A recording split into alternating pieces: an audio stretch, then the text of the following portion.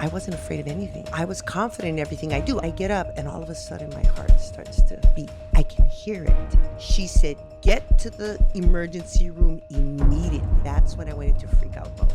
That messed up my confidence in myself and made me realize that I'm just as fragile as anybody else. I'm the middle child. That's where my overachievement came from. We think it's a bad thing when you're young, but it actually pushes us to always do better. When I was 13, I would do cookie stands, and it pushed me to be entrepreneurial. My carousels. For my daughters, I invented this line of organizational toys to organize your toys. And then we came out with the nail carousel, and then we had our jewelry carousel. So that line of organizational toys was my biggest invention sellers. Jiu-jitsu didn't happen until after I got divorced. I tell a lot of people, they come to my self-defense classes, you can take down big guys. I can show you how to do it easily. But if you were to walk out that door and someone attacked you, you would freeze because it's not muscle memory for you to do that because you don't train it all the time. Oh yes, fear of getting old, fear of not doing what I was able to do. I'm in that process of learning. I can continue to do what I'm doing, but I just can't do it the way I'm doing. I'm learning to embrace that. Greater Good Radio, Connect, Learn, Heal, and Grow is brought to you by Brain Gain Hawaii, a boutique executive recruiting, career development, and coaching firm. Learn more at braingainhi.com. Welcome to Greater Good Radio. Today's guest is Daynin Dashefsky, the first female owner of a jiu-jitsu studio here in Honolulu, Hawaii called Kahala Jiu Jitsu, and a very famous entrepreneurial inventor. I feel embarrassed now because I'm like, for 20 years or whatever, I'm calling you the wrong name. You're not the only one. You know, my name's very unique. And when my mother came to Hawaii, she was from California, and she was fascinated with the Hawaiian language. And in Hawaii, I is pronounced E. So when she spelled my name Daynin, she used the Hawaii pronunciation of E, like Daynin. But when English, it looks like Daynin, but she's creative. I have a sister, Bonet, Frina, Cookie, Danielle. We're all kind of unique names, but that's how the name doesn't quite look like. Wait, so you're born here? Or I was born and raised here. Yeah. Okay. And then your mom moved from where? She came over when she was a teenager from California. Her father was in military. So she went to Radford with Bette Midler, actually. Oh. Yeah, they went to Radford together and stuff. So she was really young and, when she was here. Does she have a story with Bette Midler? Not with Bette Midler. She didn't know her that well, but she did say she was kind of like a loner, kind of outcast kind of girl personality, wasn't very happy and, just kind of never got too close to anybody. Well, you figure for Radford, that's like 90-something% military impacted school. So people are coming in, leaving at any time. Yeah, so nobody gets really attached. Yeah. They know they're going to leave. They don't get too attached to people. So that could have had a lot to do with it. Yeah. Wait, so you were military too? No. I probably was. I didn't even realize. My father was with the Air Force, National Guard. So he was a technician for airplanes, like he used to fix planes and so forth. And he was that when I was a kid. But I never considered myself a military family. We never did anything that was military. Because you didn't have to move all the time? No, we never moved. My dad was National Guard. So, yeah. Wait, so you have 3 sisters? Oh, I have my family, my original, through my mom, there's 5 girls, 2 boys. So there's 7 of us. Oh. And then on top of that, I have 3 half brothers and a half sisters. So I have a very big family. So where do you fall in that then? I'm number 3 of 7. Number 3 of 7. So you're kind of smack dab in the middle. I'm the middle child, guilty, yes. With all the issues that come with middle child. They're probably there's a lot of middle children. That's where my overachievement came from, I think. Always have to be the best, always have to do well, And so, we think it's a bad thing when you're young, but it actually pushes us to always do better and to try harder. So like everything, there's good and bad, I mean, in a family that size, to stand out or get any attention, you got to do something. It was always hard. Yeah. It's funny because I have a very loud voice, and I think it's from coaching. And, even when I went to speech therapy, they're like, my decibels are really loud.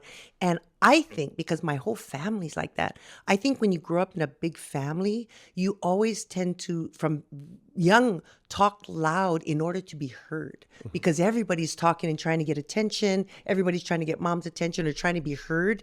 And so I think we all talk over each other. So it becomes a habit to have a loud voice, when you're talking normal, especially when you get excited or you want to talk about something and you're excited about it, your voice goes up. Wait, your siblings, they talk loud too or not? Yeah, really? Most of them. Oh. Yeah, they have loud decibel voices like mine. Wait, so what's your ethnicity? You have time? Yeah. Filipino, Chinese, German, Scotch, French, Dutch, Irish, Spanish, English. I did my ancestry and it was right. The only one missing was English. We had no idea we had English in us. So yeah. Wow. So which culture do you kind of identify with the most? The most would be on my mom's side, the German, and my dad's side, the Filipino. So my dad's from Philippines. He was born here, but his family's from Cebu. Oh, so South. That's the South Island. Yeah, my right? grandparents came over with the pineapple workers. So Have you been to Cebu? yes. Oh, no. I went to the Philippines in 1989. I was Miss Philippines America. And so I went to Manila and did the whole thing and went to Baguio and loved it. And I was supposed to go to Cebu. And right the day before I was supposed to go, they had a breakout of war and, like a civil war or something. So we couldn't go. So you did the whole thing. You mean like go to the chicken fighting arena? I went. Oh. I went to one. It was so fascinating. And believe it or not, more than watching the chickens, the thing that was the most fascinating to me is the guys who take the bids. Everybody's yelling and screaming. They're standing in one place taking bids and they remember everything. They don't write it down. They don't have notes. They know who bid what and they go. And I heard that that's normal. So to me, that was fascinating. Wait, so do you speak Filipino? When I was at that moment, I didn't speak it fluently, but I could understand periodically, but I was never brought up in Tagalog. My grandparents spoke it all the time, but my dad didn't. He just had words here and there. So that's kind of what we did. We could understand words and phrases or, certain sentences, but not speak it fluently, no. Right. So you have plenty of brothers and sisters. Yes. And then you became Miss Philippines America. And then do you do like Miss America too? Or No, I actually that represented Hawaii in Atlantic City and I won the national. So I went to the Philippines representing America. And it's really interesting, over there, they treat beauty queens like they're celebrities more than local politicians or famous people. Like beauty queens are famous. I got to the airport and there was this huge crowd. That's significant because politicians over there are pretty well known. Yeah, I went to this one event at a little like a development city town or whatever, and they had huge signs with my name on it. I was like, whoa! And I went to House. They had food for me everywhere. It's like it was really kind of shocking that beauty queens were treated with such high regard there. I was shocked. So how did you get into pageantry then? I was young when I had my first pageant, but before I did it, my sister Bonet, who's older, did a pageant, a teenage pageant, and I was so excited. And you always want to be like the big sister. I was like, I want to do that. She got all the attention. I was the one that was always pushed on the side, like, go play. And so when she did something, I wanted to do it. So after she did her pageant, I wanted to do it, and I did really well. But for some reason, that's where I felt seen. So because coming out of a family of 7 kids, I couldn't be seen. So when I did a pageant, it was time for me to show what I can do, my talents, and I was seen. And so I think that's what I got connected to. So I did pageants every year. I kept losing, but I kept doing it, not to win, but for the involvement and the experience of it and getting to know friends and girls. And I became so popular, I guess after like my 3rd or 4th year, the people in the pageant actually brought me back to the mainland with them for the summer. And I spent the summer with them because they just liked my energy. It was a big part of my growing up, which gave me a lot of confidence. So how old were you when you first started? 13, my first one. And then how long did you go until you stopped doing that? It was a Miss Hawaii National Teenager. I remember doing that one from 13 until 16 or 17, I think. And then I did the Miss Leeward pageant. And I got into that one and I placed in that one. I don't think I won that one. But then when I was like 18 or 19, I did the Miss Waikiki. And that was for the Miss Hawaii pageant. And I won that one. But believe it or not, my boss wouldn't give me the week off to do all the things they had to do for the pageant. I had to back out because I had to work. And I was living on my own. So I couldn't compete. And they were saying I was the favorite to win, but I had to, so we make major decisions and we don't always get what we want. And, sometimes we have to take care of the important things, we don't always get to do the fun What kind of things. work were you doing? I was a sales manager, I think, at the time for a copy paper and computer supply and printer supply company, Island Copier at the time. And I had a section and I was really successful at it. And I did really good, but I was still new. I was always a salesperson. So I tend to really drown myself into sales. I love people. I love working with people. So I was good at it. And I couldn't afford, I made good money. I couldn't afford to lose a job. I remember when I sold solar when I was like 20, 19, I went into the company and first Solar water heaters then. solar panels, yeah, solar water heaters when they had the tax credit. And I did that's the first time I did door-to-door sales. And I went through training for a week, and my first weekend, I sold the more solars in one weekend than anybody did in the whole company's history. So they nicknamed me Turbo. That's the only time I got a nickname. I thought that was cute, but I always loved that name, Turbo. Wait, so when did you move from pageantry to jiu-jitsu? Oh my God, long time after. Yeah, in 89, I won Miss Philippines America. That was my last pageant because I was 25. Jiu-jitsu didn't happen until after I got divorced. I was 37. So when I was 36, 37, I got divorced. My kids were 1 and 3 at the time. And, young. you know, going through divorce was really hard. I was married to a celebrity, right? So what happened was all our friends kind of invited him to everything, obviously. And I got kind of, which most divorces I think happen like that. But I kind of got left behind because when I married him, all his friends absorbed into my friends. And I kind of lost contact with people I was involved with, my business friends, because I didn't work anymore. I was a mom. But, you know, right after that, I started losing my self-confidence. And when I found jiu-jitsu, it was more like my daughters, I was looking for a dance studio for them at 3 and 5. And so right next door, they were doing jiu-jitsu. So I was watching it and I got really fascinated. Always wanted to learn martial arts, but never knew which one because it's confusing, right? Which one is, you know, good? Which one is, these are all different. What's the difference? And how do I know what's for me? So I never did any because it was just too overwhelming. But I figured with my busy schedule, the girls could be doing dance and I could be doing jiu-jitsu right next door. So that's how I got started. Whose studio was it? It was Gracie Kailua, Jason Izagiri. And I kind of researched it at first because there was no girls at the time. Back then, there were no girls doing jiu-jitsu. It was fairly You were the only new. woman in your class. I was the only woman, first 10 years, the only serious woman. There's girls who would come in and try, but they never stay. You know, it's too much for them. But I was the only woman for the first 10 years that took it serious. So I trained with men. And I figured, you know, if I'm going to train and learn how to defend myself, I better be comfortable with men. And the second thing was I better be comfortable on my back. And jiu-jitsu masters the art of fighting on the ground. So that's what made me decide to try it. More importantly, it was during my girls' dance class. So instead of sitting there and waiting, I could be doing something. And that, you know, I was so busy, I didn't have the time. That was like the perfect combination. So I gave it a try and then I got addicted. Was there ever a time in there you felt like it's not for me and quit? Not once. Not once. I was really lucky because Jason, he didn't just throw me into the crowd of guys. He would work with me on the side, on the basic self-defense stuff first for the first week. And then he would slowly have me train with guys that he trusted until I got comfortable. And then then I did everybody. So I was lucky because it was a smaller school that he could do that. Where you go now, you got to get in there with everybody. So I kind of got handheld in the beginning because I was the only girl and the first girl. So did your daughters do it too? They did when they were younger, and I still got videos of it. It's so cute. They loved it, but then it became, you love jiu-jitsu more than us, you know, that kind of thing. And then they kind of rebelled and, you know, they got into dance and they got into, you know, volleyball and other things growing up. But, you know, that was mom's thing. And so after a while it became, well, you know, you like that more than us. And so it kind of, you know, they went into other things, but they're really proud today. Their boyfriends love it. How old were they when they were? I think my daughters started when they were about maybe 6, 7 years old, around there. You know, they did dance first and then they came in after 6, 7 years old, 8 years old, maybe because my older 6 and 8, they're 2 years apart. And they did it for about 1 year to 2 years, maybe. And they did really good. But I got so addicted that I actually rented the space next to the studio.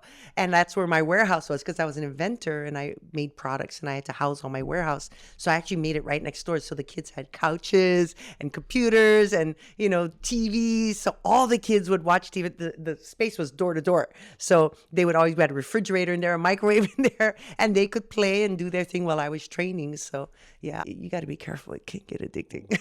So can your daughters handle themselves now? Because they're so petite looking. They're very girly. They're models and they're girly.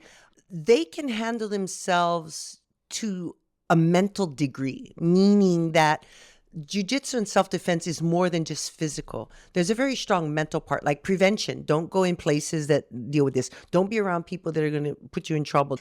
They're very mentally smart and very mentally strong and they're both, their mom and dad are alphas. So they're like double alphas. So they're very confident and very strong and very smart in the sense that they don't put themselves in situations that are dangerous, and they know better to be alone because of the way they look. Physically, I don't know. They haven't really put it to the test. They're both physically fit. They go to the gym, they work out, but they're not trained as much, but they're also not one to back down. So I think with that combination, that's a huge part of self-defense. In fact, a bigger part of self-defense is the mental confidence that you're not going to let anybody take advantage of you.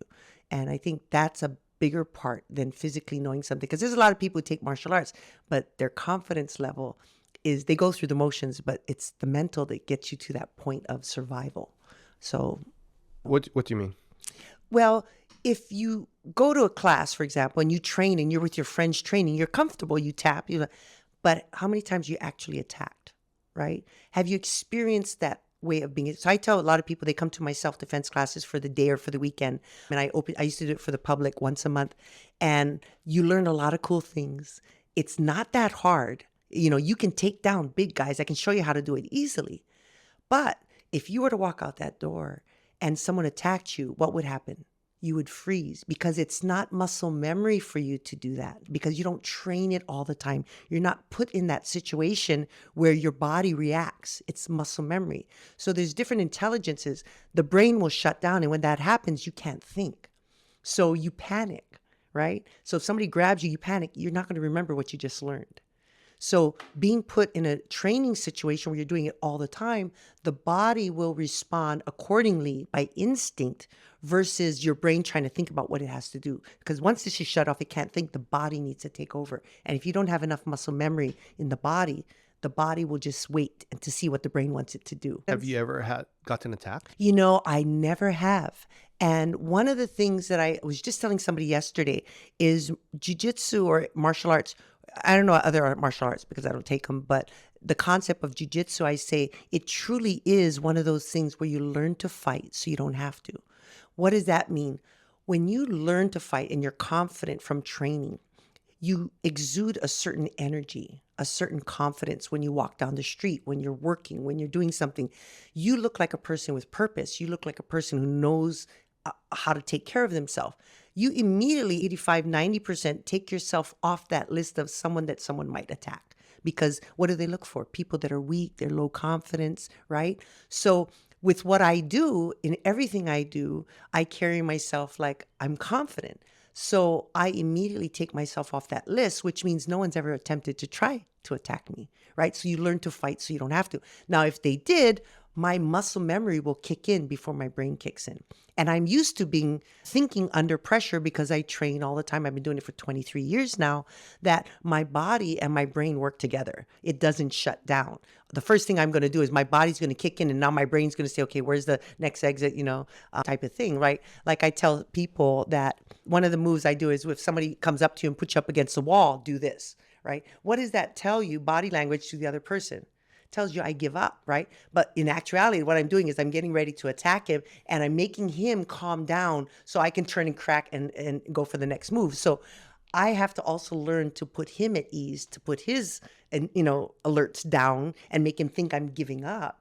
In the meantime, my brain is processing, saying, okay, his hand's over there, his leg's over there, okay, boom, boom. And when I go, I'm going with purpose. So that's the difference when you learn and train all the time. Your brain is always on, even though you let them think it's off, kind of thing.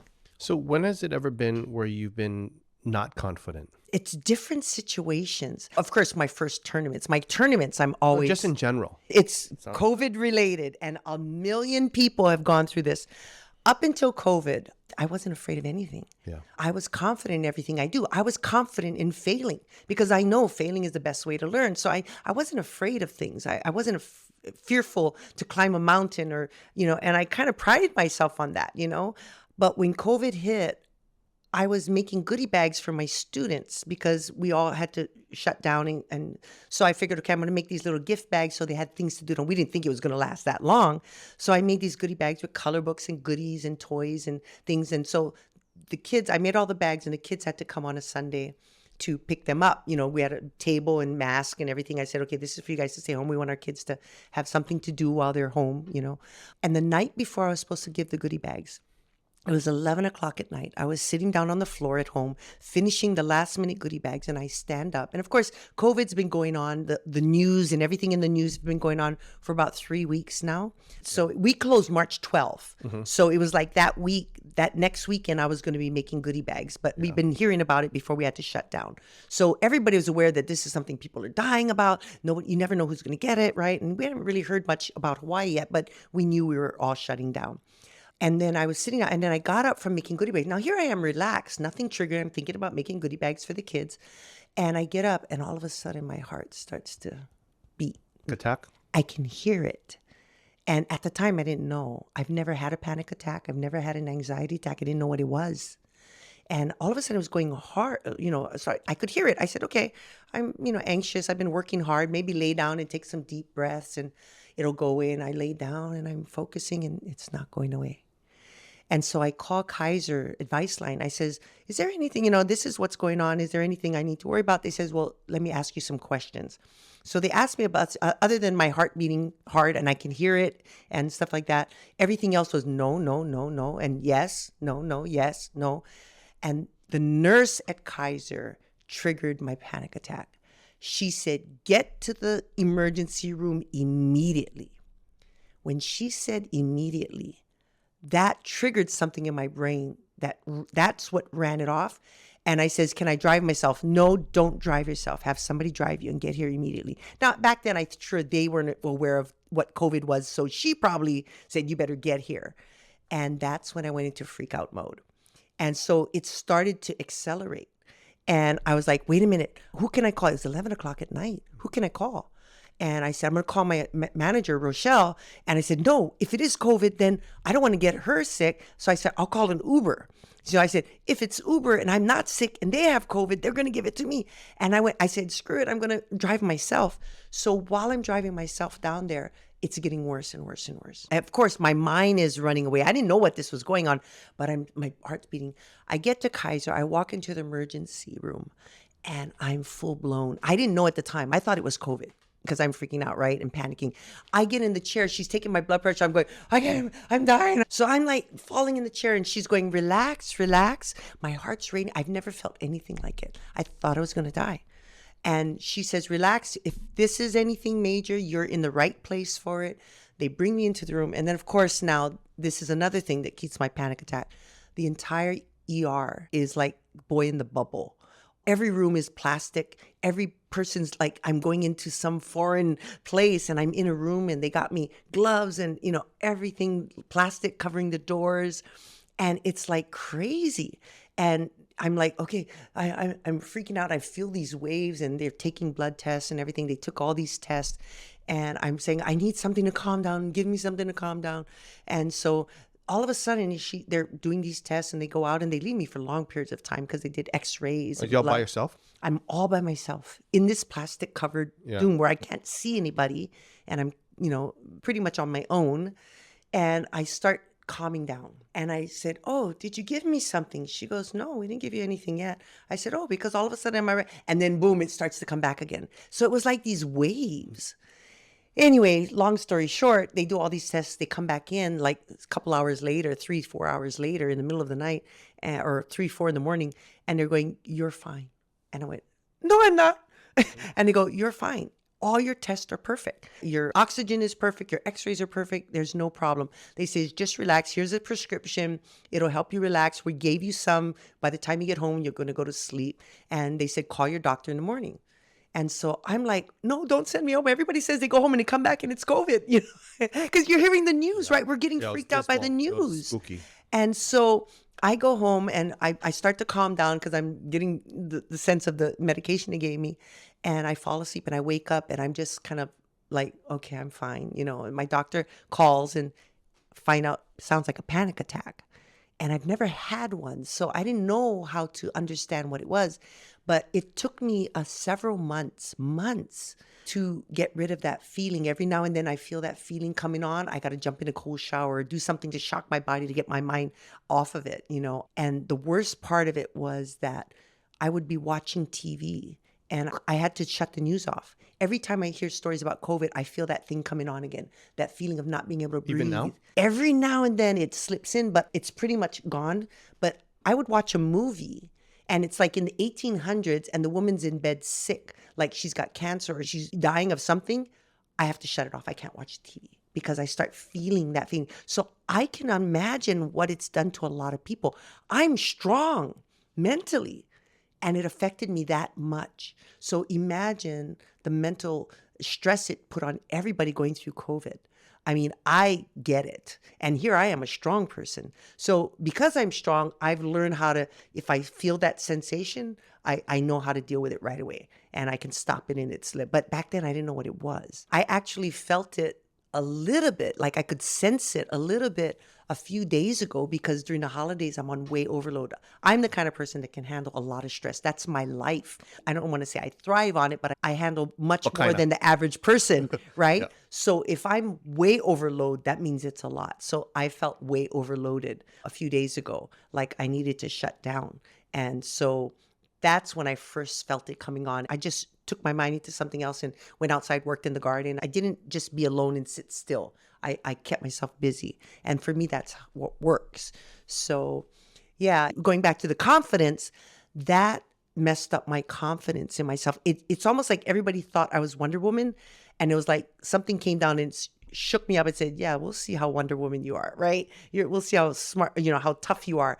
And that hit me really hard and made me realize that I'm just as fragile as anybody else. It's all about how we deal with it. It's taken me a while to get back to this kind of confidence again. So I'm back at that confidence, but it still seeps in and I'm always aware of it. Did you seek help for that?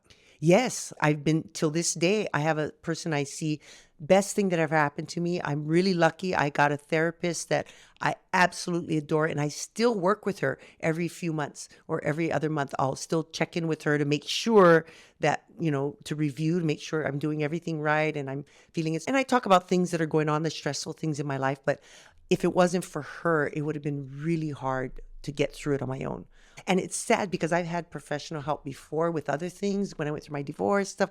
It's so important to find the right person because I've had people that I'm just like, believe it or not, I end up being the therapist because I'll be talking to them. I mean, people like us, we're very intellectual. We're very into emotion. We understand things. And I start talking and I become their therapist because they get enthralled to what I'm saying, that they start telling me, yeah, I went through this and I went through that. And I can't believe you. And then all of a sudden it's like talking story, but they're not really being therapists, right? Whereas the other person, it's always about therapy. It's letting me talk and then guiding me through my feedback about how do we guide myself. And so I wouldn't give her up for anything. She's been amazing. She's probably done her own work. Yeah, she's definitely done her own work and she's talked about that, but she doesn't get into her work. She she focuses on me, but she lets me know she's gone through those things too. So that's what a good therapist does. Yeah. And she's like, she's amazing. And I don't know what I'd do without her. Yeah, because if you don't do all your own work, it's very, very hard to not get triggered by the client. Yeah, but she's good at making you figure it out and she'll guide you versus her telling you, because now she empowers you that you know the answers. You know what to do. Yeah, she's done her work. Yeah.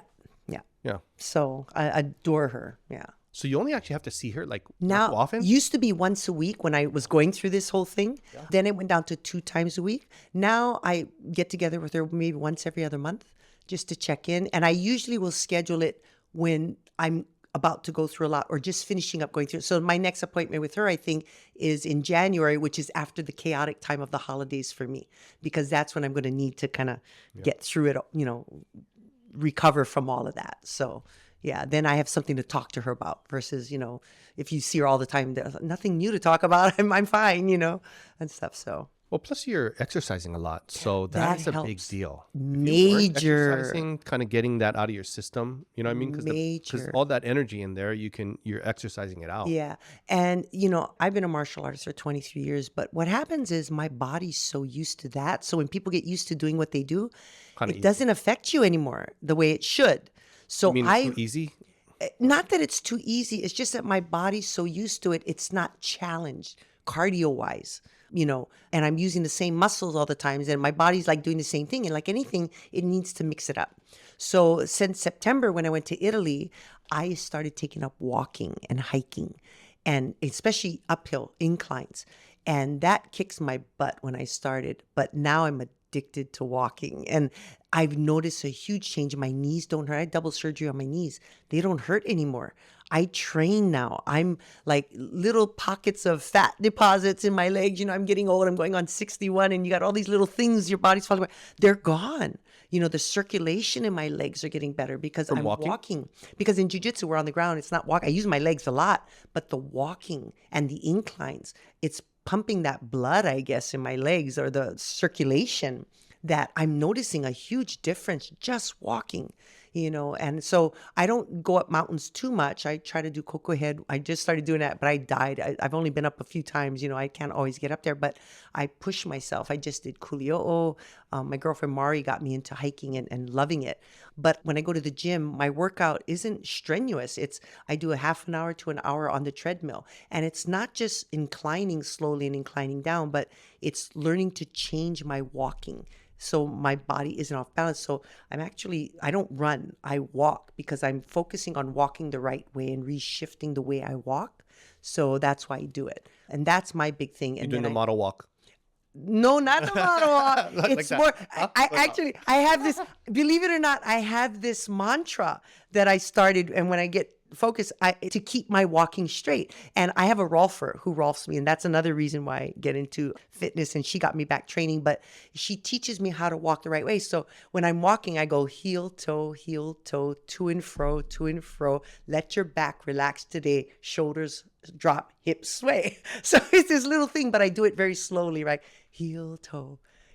So I'm practicing the walking, and then I want to relax the back and not let my back carry my weight, but let my hips carry the weight. So I have to relax my back, and I have to let my hips sway, and I have to drop my shoulders, right? So I'm constantly doing that as a mantra to remind me to drop my shoulders and don't tense up, let the back relax and let the legs do the work, right? So I kind of do that little mantra of when I walk. Silly, but it's my thing, Wait, so are you still inventing stuff? I do for jiu-jitsu. I periodically do. When I need something, I'll invent it. I periodically help inventors that, depending on who they are and what they do, people I've known for a long time. Like coaching? I do counseling. Yeah, I do consulting. They hire me as a consultant, and I'll guide. But I don't get into it as much, and I don't keep up on all the changes in the law as much. It's just more I do it for jiu-jitsu. I have my jiu-jitsu inventions. Changes in the laws in terms of like patents, copyrights, all of that. Yeah, trademarks, the laws, and not laws, but the like changes stuff. in shipping. Yeah, in shipping, and the rules of, this and that, like customs. And I don't keep track with all that anymore. But I know how people can find out, so I guide them. Wait, so how did you end up in inventing stuff? Believe it or not, I got my divorce, so I was at the point, it was fresh and I knew, and I was trying to figure out, what am I going to do with my life, Were now you that scared during that time? I wouldn't say scared. I was more motivated, but it's funny because my first invention was called the no-fly zone. And I was in home Nanakuli. I have a big family, right? We go home and have barbecues at my mom's. And we were outdoors in Nanakuli. When you're upwind or downwind from the pig farms up in the Hakima Road, when the wind blows this way, all the smell from the pig farms come out. So flies come around, and we're trying to barbecue outside, and the flies come around. So my mom was saying that she grabbed the coconut leaf and she was shooing the flies away, like we all do, locals, And she says, if someone just invented something where I could stick this leaf in it and it'll remove it for me, they're going to make $1 million. For some reason, that stuck in my head. And I created the no-fly zone. And what was interesting, it's a battery-operated unit that spins these leaves around your food. And like actual leaves or like silk leaves.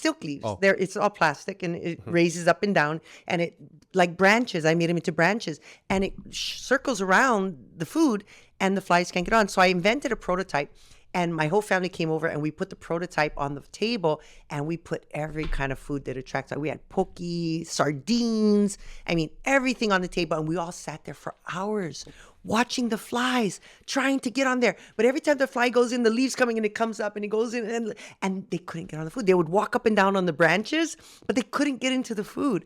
And we were just laughing. And I said, oh my God, I got a winner, you know. And, you know, you get a patent and I sold it. That was my first invention. And that's what I learned everything, made all my mistakes on.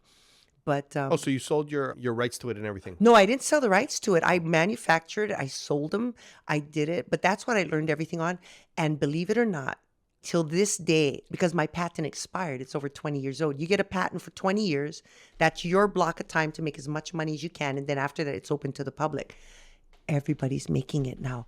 Four Seasons is using it. You know, I've seen it. People send me pictures of catalogs of people who made their own version of my no-fly zone, but they have the money to market it. I didn't. My money went into the other inventions I made, and that's where I made my money. So it's just interesting. Wait, so which inventions made the most?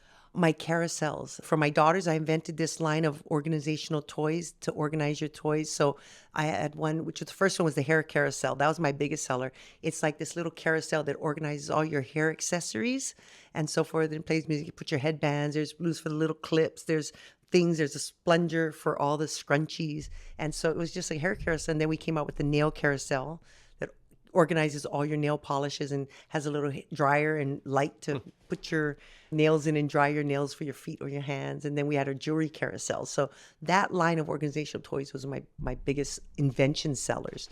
And then I went on to teaching the process of invention with a DVD series. We did an infomercial. And so it's just all working with inventors, doing seminars and so forth. So those carousels, where did you sell them?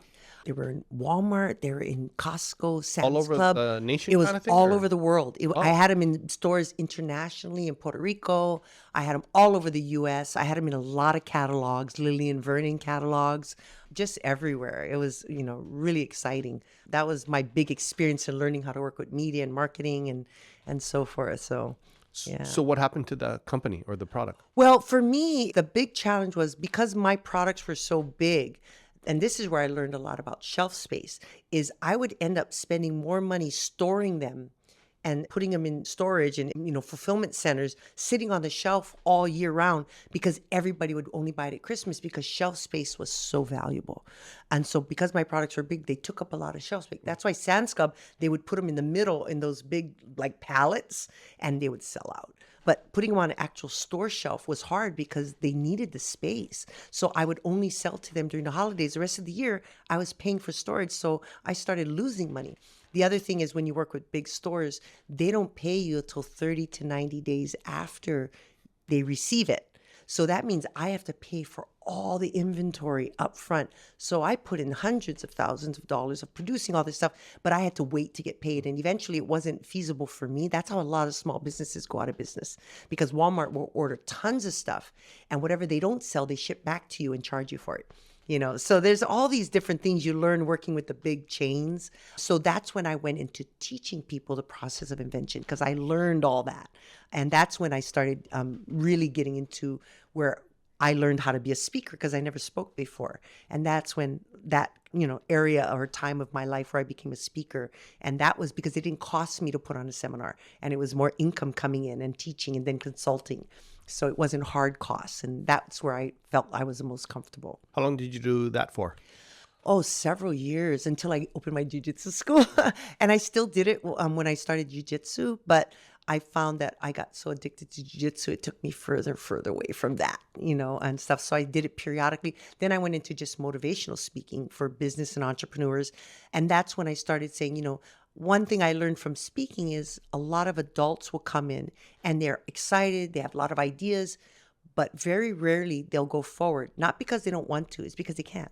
Because in inventing and putting products to market, you need three things: time, energy, and money. How much time do you have? How much energy do you have? And how much money do you have? Most people don't have any of that because they have families to take care of. They have jobs they have to. So they're limited. And then most people who are inventor minded, they have the typical curse of inventors where you have all these ideas, but you're not focused on any one. So what happens when you have focus on one, you go really fast. So I had a few clients that did that, which was great. And they succeeded. Until this day, they're succeeding. But majority of them have so many ideas, they divert and they dilute their money, their time, and their energy. And none of them, they just move very slowly like little, turtles. And they never end up doing anything.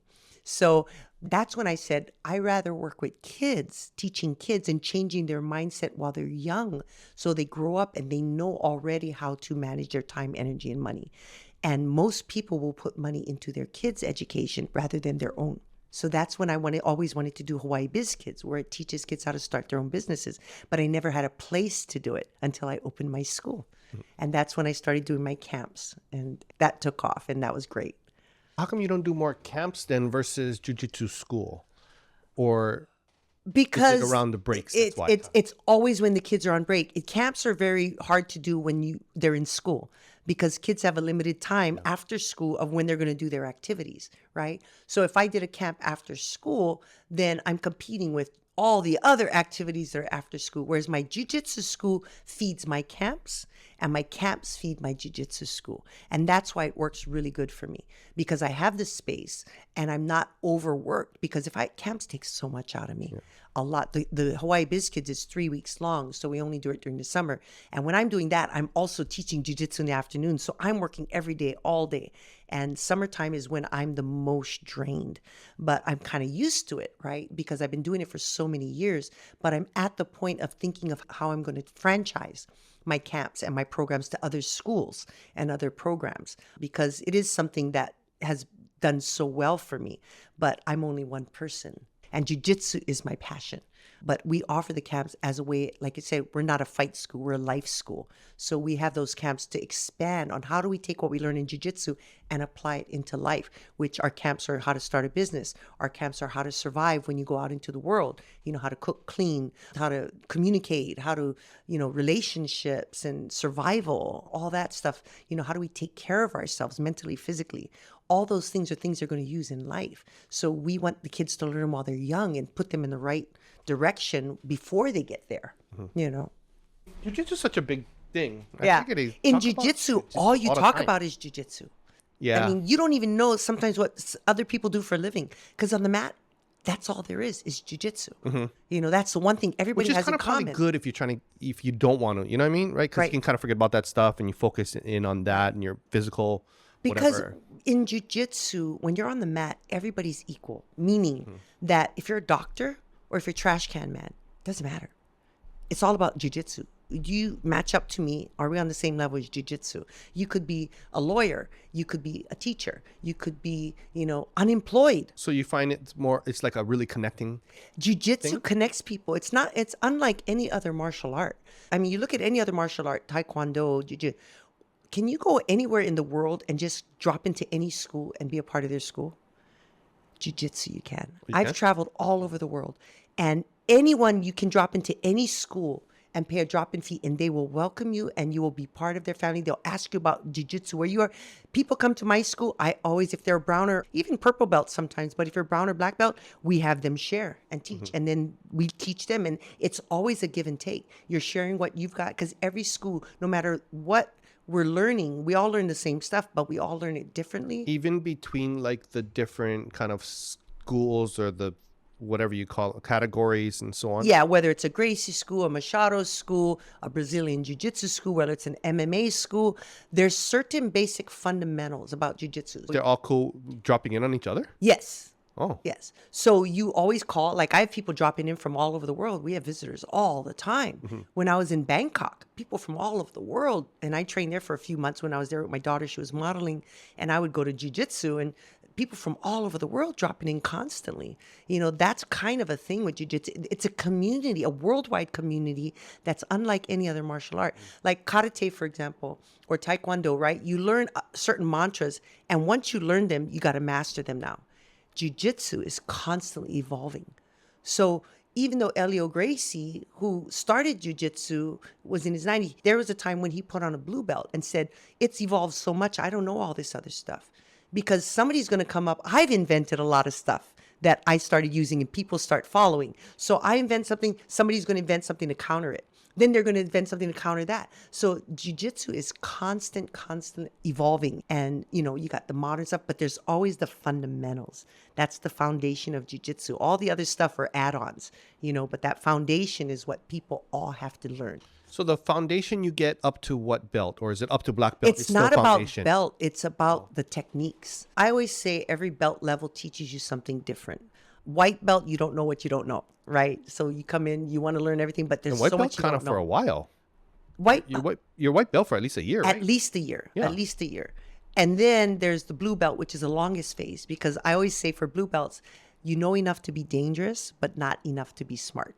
So that's when they start to realize it all works and they get excited. They want to try it and they want to do it, but they're not being cautious of safety. They're not being cautious of their partner. They're just wanting to do. So blue belts are the most exciting, right? But there's also a mind shift that happens there. You take more risk at blue belt, right? And you're more hungry at blue belt to learn. But the problem with that is you want to learn something. You learn, okay, now I want to learn this. Now I want to learn this. You never take it deep. That's why blue belts are, crazy. Why? Because they learn it, but they don't take it deep enough to really understand it and adapt to the complexity. It's like people can crack a back in chiropractor, right? But the chiropractors go through training. Why? Not to learn how to crack a back, but to learn what to do if something happens, right? Now you know how to go fix it. Other people don't. So you crack somebody and you didn't know they had a certain ailment, and then now you don't know what to do. You hurt them and you don't know what to do. You panic, right? That's a lot of jiu-jitsu. It's surface stuff. People can do it, but they don't really understand it. So when you get to purple belt, that's when it starts making sense. And for purple belts, that's what I say, it starts to make sense, right? You start to realize, it's not about going fast. It's not always about winning. It's not always about beating people. Now I'm starting to get it. And so that's when you start to master your game, because now you're taking it more serious, right? Brown belt is the stage where you teach to learn. If you're not teaching by brown belt, you need to start teaching, because when you only learn for yourself, what happens is you master how jiu-jitsu works for you, right? But you can't make it work for anybody else. You only know how to make it work one way. But when you're a teacher, you make it work for a 3-year-old, a 5-year-old, a teenager, someone overweight, someone older, someone younger, a female. I mean, your vast knowledge of like an arm bar, for example, will be so vast that you can fix it on anybody, somebody with an injury, somebody with a handicap. Right? You know how to make it work for them because you understand the physics and the engineering of an armbar. You can make it work anyway. So that's the difference when you teach, right? So brown belt phase, black belt phase, everybody thinks that's the end. That's actually the beginning. And mindset goes with each one. So it's like college, right? I say white belt is elementary school, right? Blue belt is high school, where a lot of hormones start changing. That a lot of changes happen there. Purple belt is college. Brown belt is like masters, and now black belt, you graduate your masters, your master, all that other stuff, your whatever you want to call it, PhD. Now that you got all that stuff, what are you going to do with it, right? Everybody thinks black belt's the end. It's the beginning. It's like, okay, now that I have all this knowledge, what am I going to do? Am I going to open a school? Am I going to teach? Am I going to create? Am I going to, I spent all this time learning it. What am I going to do with it now? And that's the thing people don't realize at black belt. You have to have more to offer than just teaching. It's a mindset. It's a lifestyle. It's evolving. It's how do you make it grow for you? Jiu-jitsu is very different that way versus, like I said, I've learned all the mantras. Now what? Or I know all the katas. They call them katas, right? Now I know all the katas.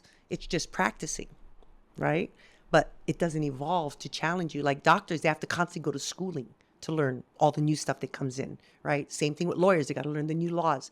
Jiu-jitsu is constantly evolving. Well, at 60, how do you not get injured? You have to be mindful. Especially working with like lesser experienced people. Yes. Well, that's the mastery of jiu-jitsu, right? So at my age, anybody who's done jiu-jitsu this long, I always have a joke, jiu-jitsu makes you look young on the outside, right? I don't look 60, I look younger. So it's a great thing, but on the inside, I'm 85. So anybody who's been in jiu-jitsu long enough, we've got the wear and tear, we got the injuries, we got, it's the price we pay to do what we love. What we do at this age, we've been through it. We've done the tournaments. We've done the heavy competitive training. We've done everything. We've gone through our injuries. At our age, we've mastered, and I don't want to say master because I don't believe in mastery. You're constantly learning. You've never really mastered anything. It's always evolving. But you learn to pick and choose who you train with and how you train, right? So when I have new students come in, I have a student who just recently came in who's a white belt, and he's 6'7", and he's like 300 pounds. And so super nice guy.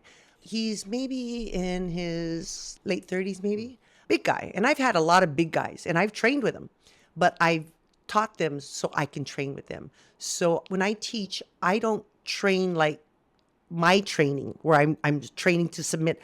I don't train like that with the big, strong guys, but I will teach them and I will drill with them and I'll teach them what to do with other big guys. But I don't let them practice on me because I cannot afford to get hurt. Their goal is to get to the point where I can train with you. So it's like training with me is like, and I don't want to sound, conceited or anything like that, but any instructor will tell you, you have to earn the right to train with me. If I'm going to train with you, we're going to train technically. We're not going to do unorthodox things. I'm not going to, brawl with you.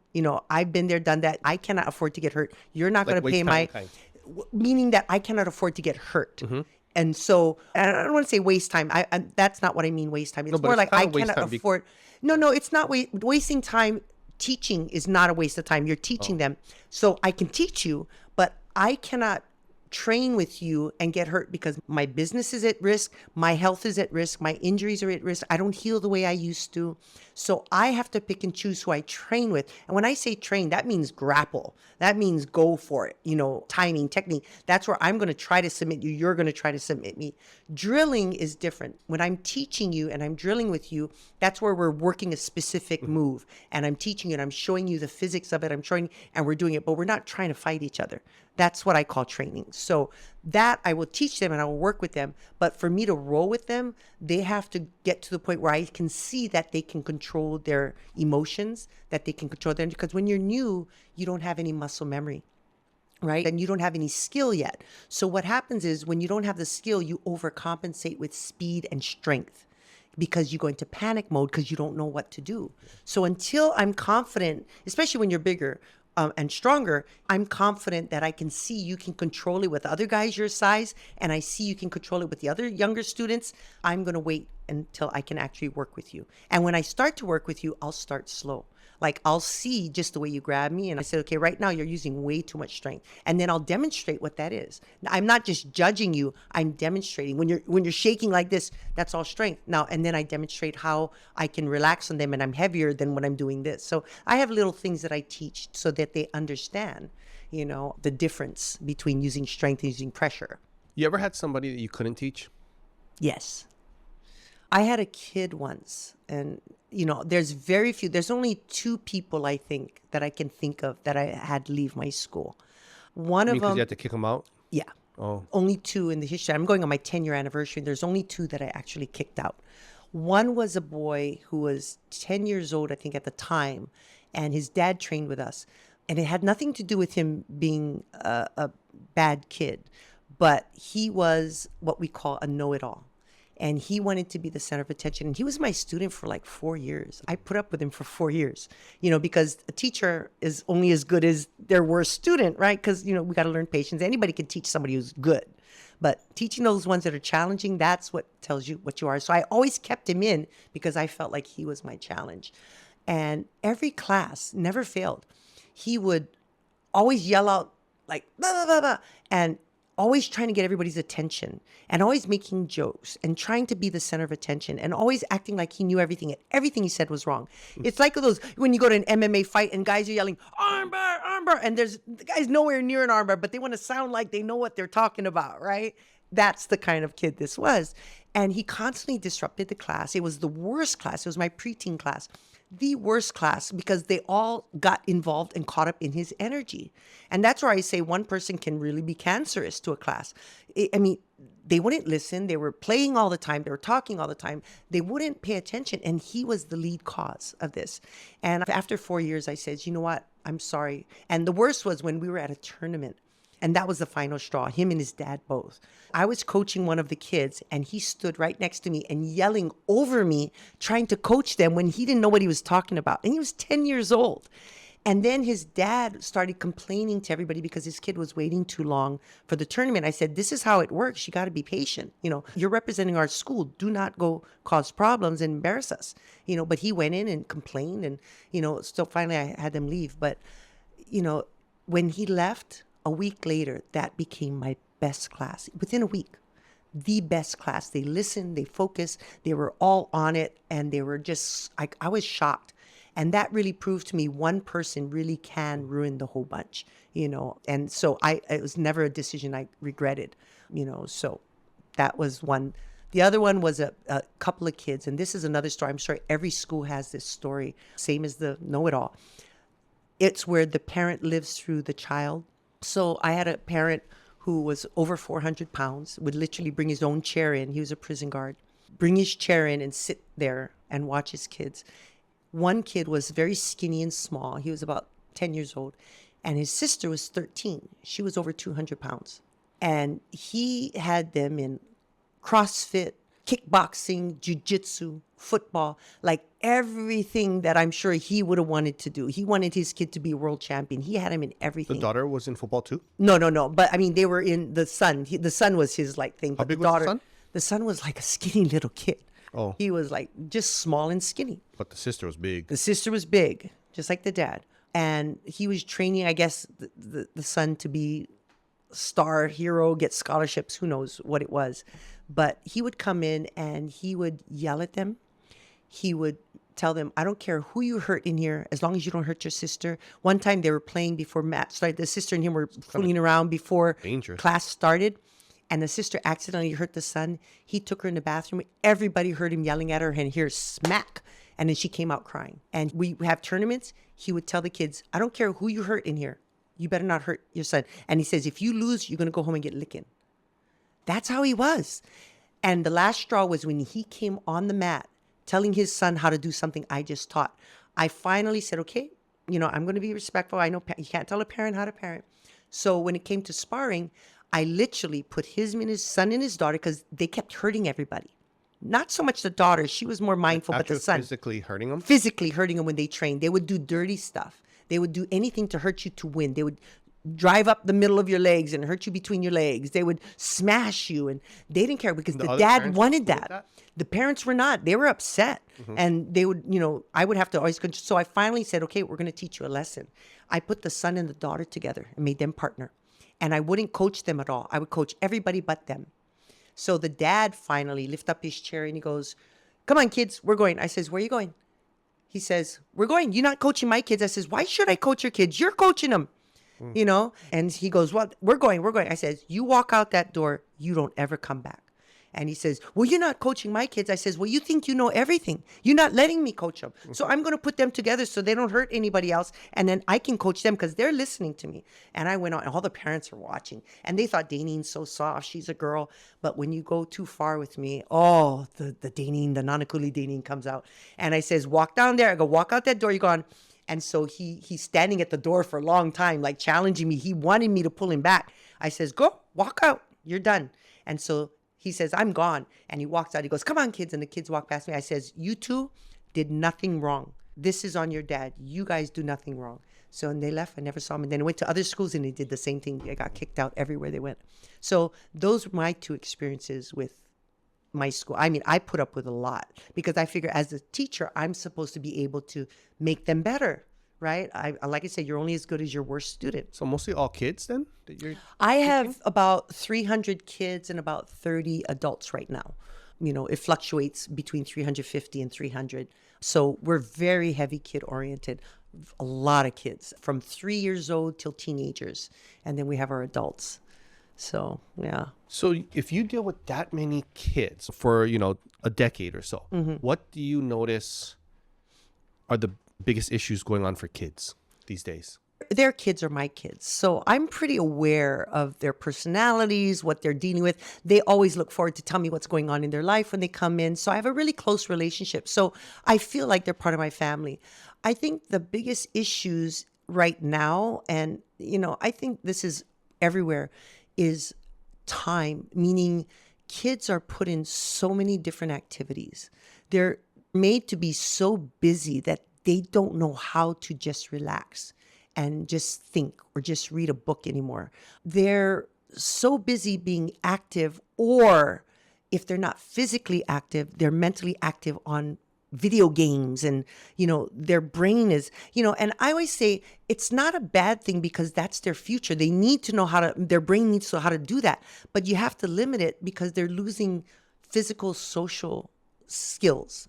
Their social skills are suffering because they're so busy learning online social skills, which is not real. It's so tainted with people are not themselves when they're online. They're who they want to be when they're online, but they're not reality. So they don't learn how to deal with issues of someone doesn't like me or, challenges, issues of, so-and-so said something about me and stuff, but learning how to deal with those issues in real, they don't get a chance to. So they're mentally more sensitive, maybe. I don't know. But I just think kids are just too busy. They don't learn how to just sit with themselves and be okay with just them. That's too much stimulus. Yeah, too much stimulus. And you need that stimulus. It's like people who are like, what do you call adrenaline junkies?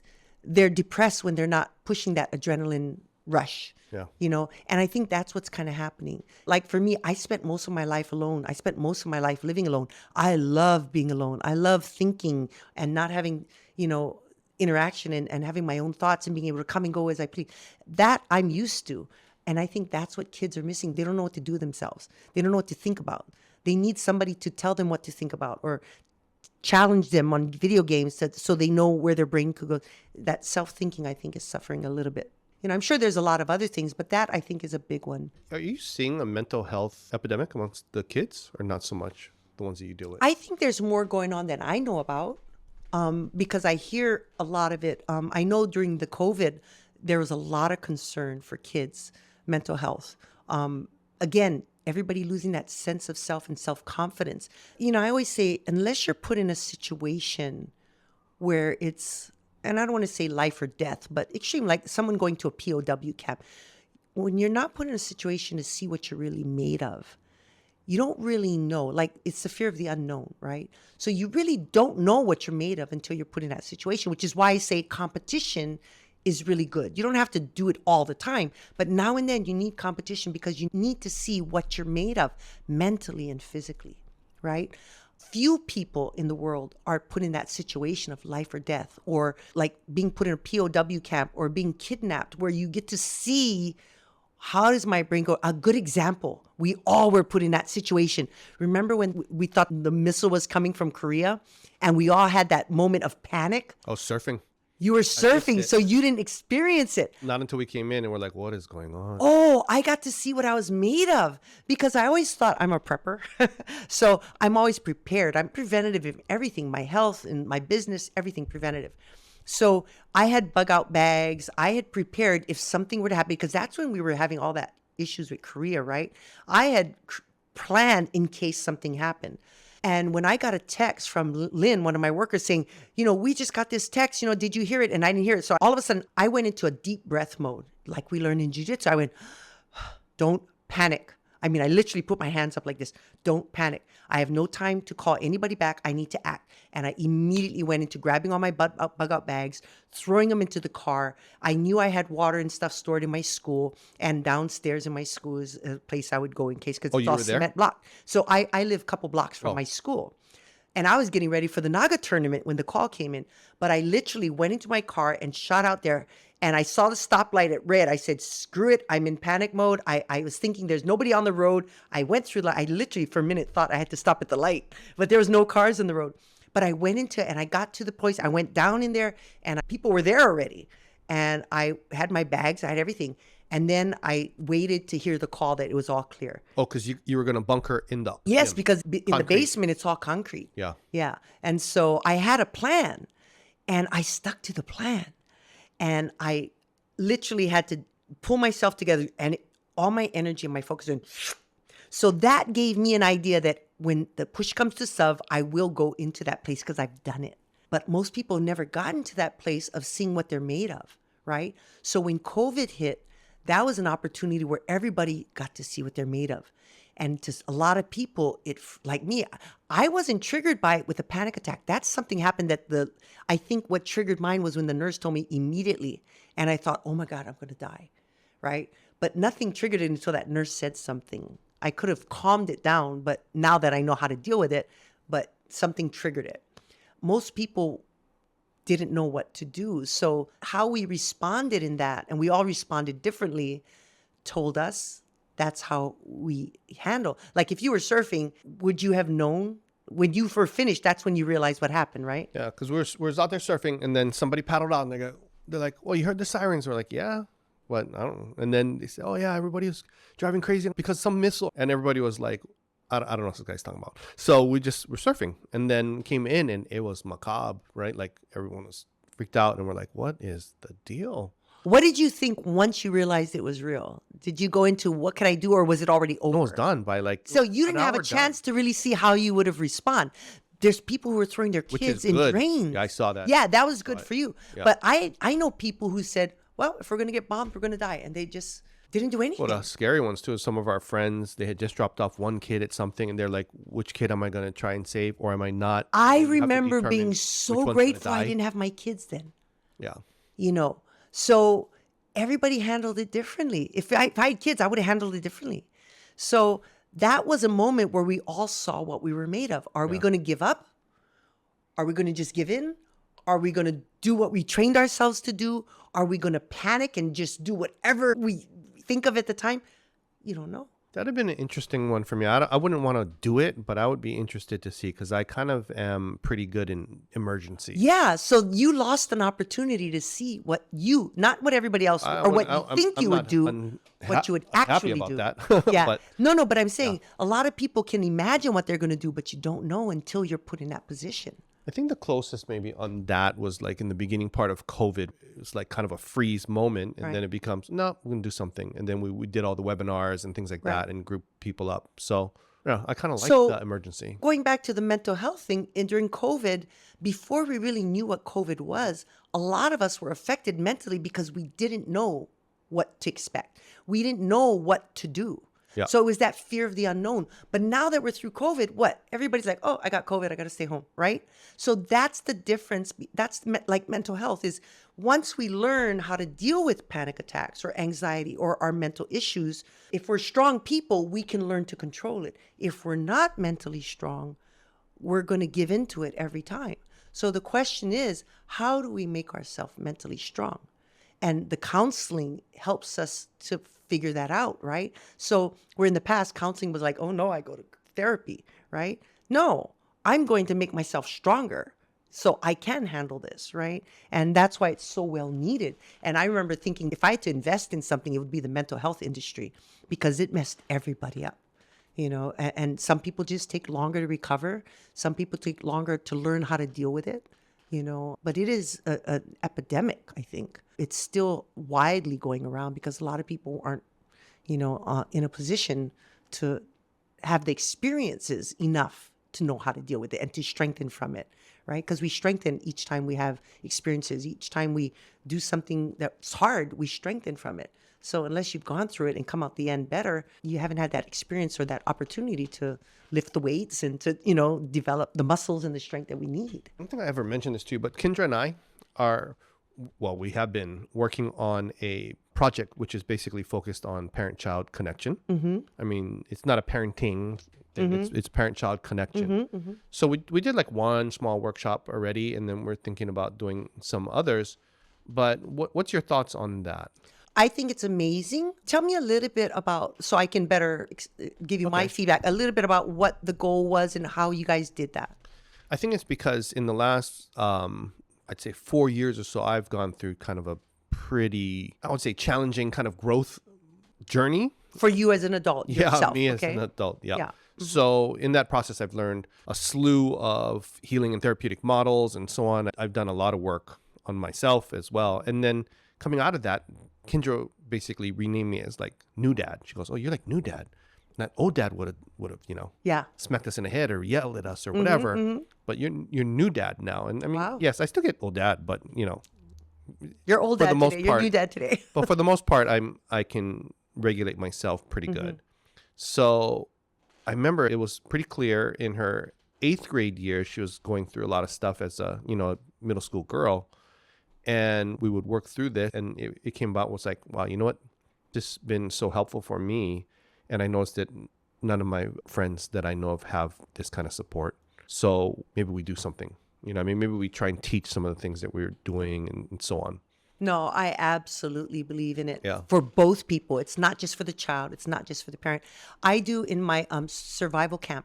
Every day we do an activity, and then they have an activity they have to do at home. So, for example, the first day of survival camp, they learn effectively how to clean and why we clean, right? Then they go home and they have to clean the whole house, and they get points and they compete for prizes and so forth. When they learn how to cook in, kitchen safety, that night they have to go home and make dinner for the family. So there's always an activity. So on the day we learn about communications and relationships, that night they have to take 15 minutes. They have to make an appointment with their parents separately.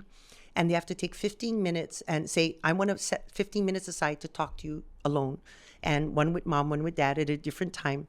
And the idea is to ask them to tell you what it was like when they were your age, right? Because a lot of times children see parents as they have all the answers. They're supposed to know.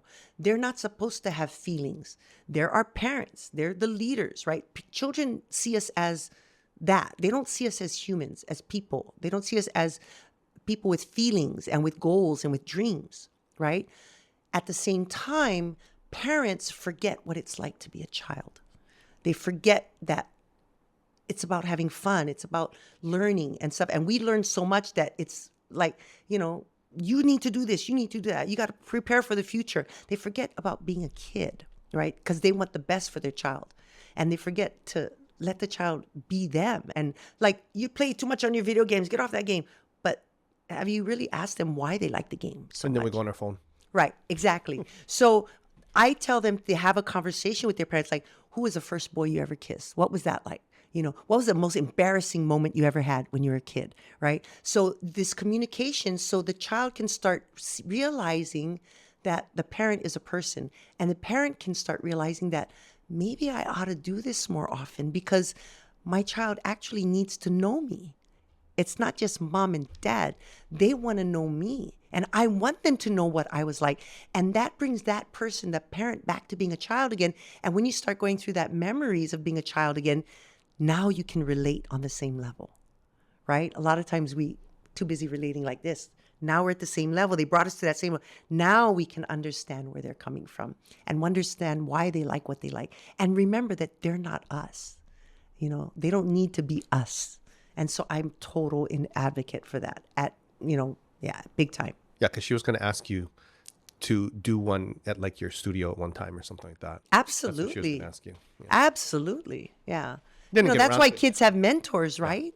So that the information can go both ways. So as long as both people go in with a goal, I think it's really good to establish what is the goal of this. Yeah, there has to be pretty strong. What do you want to objective. get out of this? What do the parent or the adult want to get out of this, right? And so I think once you know, then you stay focused on going for a goal rather than taking it to, well, I did this, you should do this, and getting to the place of giving advice. It's not No, this about is not giving advice. advice. It's about sharing. This is connection, period. Yeah. That's why it would be Absolutely. done. And that's all we're working on in it, really. Yeah. Yeah. Yeah, absolutely. This is not correcting somebody about whatever. Yeah. It's not parenting. Because remember when we were kids, our time was different than their time. We didn't have all the internet and the cell phones Yeah. and all that. Our experiences and our lifestyle was different. So we've experienced it different. We cannot judge them for how they're experiencing their generation because they're the ones that have to grow up in it. We're not going to grow up in it. Our generation is going to be gone by the time they're our age, right? So we want to make sure that they're suited to survive in their generation, not ours. So I heard you say Nanakuli Daynin a number of times. So who's Nanakuli Daynin? Well, I was born and raised in Nanakuli. So that's the little Tita, the local girl, right? The rough around the edges, I always say in relationships, there's that that side of me that's the little bad girl or the bad boy side, and then there's the professional, active, and like anybody, we have our sides, right? So I'm aware of which side is coming out. When I go to Nanakuli, when I go to family events, I immediately kind of become the Nanakuli Daynin, I want to hear the most interesting story about Nanakuli Daynin that would give us a very clear picture that you can share. Oh gosh, there's so many. It's like, okay, and here's a story I like to share sometimes. The Tita in me, when I was maybe 14, 15, because one of my girlfriends, her boyfriend drove, so it had to be older. And we were sitting outside talking story, and we saw his car. She was telling us that she was fighting with her boyfriend. He wasn't listening to her or something like that. And they're fighting. And she goes, oh, there he is. He's coming down in the car. And she thought it was his car coming down. And so I thought I would be the best friend that helped her get his attention. So I stood in the middle of the road and I went like this. And I stood, to stop the car so he would talk to her. And as the car got closer, I realized it wasn't him. I went, oops, sorry. I know. So it's that, not afraid to stand there and hold you up, kind of thing, So that's kind of like the Nanakuli thing. So what story can you share from your upbringing that would give the most context to the Daynin here today? I grew up on Mohihi Street in Nanakuli, and a lot of celebrities grew up on that street. You had Danny Couch, the singer, Israel Kamakaviva-Oli, Mackie Fury lived on that street. Saliva'a his village was right across from us. Jesus Salud, the boxer, all of us grew up together, Nanakuli. And I remember my dad and my mom were musicians, and they started a band. And they would practice at home all the time. Danny Couch got his first chance to play drums in my mom and dad's band before he became Danny Couch. He was a teenager, and he played drums. And my sister Bonet, who's my older sister, would get to teach. And I was the middle child. So she got to sing and be in the band and do things. And so every time I would come up, I was like, I want to be in the band. I want to do something. And they go play, go play. I would be pushed aside all the time. And so that was my life. I was the one that was, another time. I remember my mom, all my life, I'd said the same thing when my sister got to go to Liz Damon. She's an entertainer way back in my mom's days. She was an entertainer. My mom and dad took her to the Liz Damon show. And they promised that I would go next time. Until this day, I remember never getting a chance to go to Liz Damon. So as that middle child, I always felt like I was always ignored. Everything that happened because of that made me drive to get attention even more, to be better. Like I was like an overachiever. When I was 13, I started running businesses. I started making my own businesses. I would do cookie stands, and it pushed me to be entrepreneurial. That was the key in always struggling to be heard and to get attention. I always had to do something to get attention and to be heard and to be respected. So that's where my overachievement and my entrepreneurial side came in. My ability to do things that nobody else is doing, create things that nobody else is doing. I think that all came from that, being that middle child. So today, as you are 60 then, are you okay with just being? I'm in that without transition. Doing? I'm getting older. I'm trying to simplify my life, but it's scary because all my life I've been go, go, go, go, go, go. I'm one of those people that, when most people's stress level is here and busyness is here, I'm up here, but this is normal for me. So when I get down here, I think I'm, even though I'm above the average, I feel like I'm losing it. I'm not doing well. I'm falling behind. I'm not meeting my standard, or I'm not, what I'm used to. It's always me against me. I never compare myself to anybody else. So, I'm at this point because my school's getting busier and busier and all these ideas, I want to keep going. But there's that part of me that says, I need to start slowing down. I'm not what I used to be. I don't heal the way I used to be. I don't have the energy that I used to have. So I'm in that transition of trying to think of my exit strategy. How do I get my school to a place where everybody can run it and I can do minimal work? But it gets hard because it's like everybody wants to be in my class. Everybody's Daynin. Everybody, because my standard is so high, people like that. But they think that's the norm. And then they expect everybody else, all my other instructors, to be like that. And they're not. And so I have to step back and let them shine so that they can develop their following. So it doesn't rely only on me. And, having an older age, and enjoying my life because I've worked all my life, how do I think you could relax? I don't, and that's the other thing. That's the balance I'm trying to find out. Or you'd fill it with, you'd fill that void, you know what I mean? I would, because that's just how my brain works. So that's the challenge for me, because I remember one time when I turned 50, I said, my birthday present to myself is I'm going to take a year off and I'm going to go to the mainland, and my kids are old enough now that they can stay with the dad because they lived with me. And I said, you guys got to learn to have a relationship and work things out. And I have to stop being the middleman.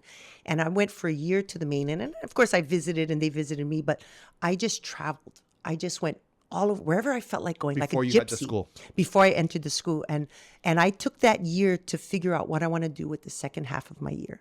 And so I wanted to take time off for me because I was raising kids, running businesses. I was being a mom. I was being a wife. I was doing all these, and nobody ever took care of me. And most women are like that. We're always the last one.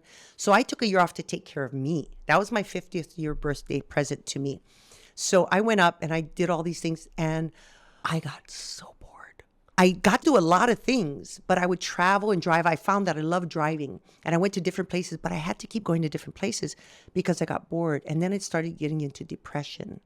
And then it started because I didn't have a purpose. So that I learned also. So that's when I came back, and that's when I opened my school. Because I still loved jiu-jitsu. I trained when I was on the mainland. I went to different schools and stuff, and I trained. So when I came back, I was given an opportunity to open the school. I didn't plan it. I was given an opportunity to open a school, and that's when I said, that's what I'm going to do. And I'm going to create my biz kids, Hawaii biz kids, and my other kids that I wanted, all these other things, ideas I had. I figured with the school, I'll be able to do that. And that's when I did it, because now I had a place to do it. But in other people's school, I couldn't do it, right? So yeah, it was like a big time that I learned that I need purpose and I need to do something, but I need to do what I love now, not what I can't just have a living. I need to do what I love and make a living from it. So that was that big changing point for me. So where does fear play into this? Do you ever have fear? Oh, yes. Fear of getting old, fear of not doing what I was able to do. I'm in that process of learning. I can continue to do what I'm doing, but I just can't do it the way I'm doing. And I'm learning to embrace that. I see all the little wrinkles coming in, and even though from the distance nobody knows, but you know your own body physically, inside and outside. I'm feeling and seeing the changes, and I'm like knowing that you can't stop it no matter what you do, and finding acceptance with it. There's certain things you can slow down, but in general you can't stop it. So I'm at the point of my fear is not getting old so much as not learning how to embrace it. And it's not even death that I'm afraid of. It's just, what kind of purpose will I have?